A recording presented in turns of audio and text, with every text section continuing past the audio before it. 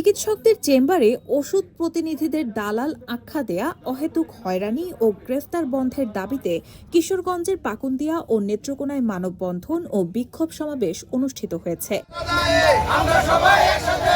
সোমবার সকালে Bangladesh pharmaceuticals representative association Pakundia উপজেলা শাখার উদ্যোগে এই কর্মসূচির আয়োজন করা হয়। এতে পাকুন্দিয়া ও পুলেরঘাট ফারিয়ার নেতৃবৃন্দ সহ শতাধিক সদস্য অংশ নেন।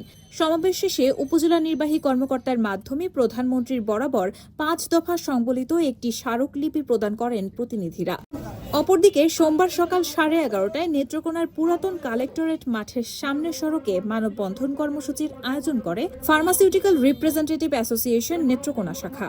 মানববন্ধনে বক্তারা বলেন, দেশের স্বাস্থ্য খাতে গুরুত্বপূর্ণ ভূমিকা পালন করলেও মেডিকেল রিপ্রেজেন্টেটিভরা দীর্ঘদিন ধরে নানা অবহেলার শিকার। তারা নিরাপদ কর্মপরিবেশ, পেশাগত স্বীকৃতি এবং বিভিন্ন সুযোগ সুবিধা নিশ্চিত করতে সংশ্লিষ্ট কর্তৃপক্ষের হস্তক্ষেপ কামনা করেন।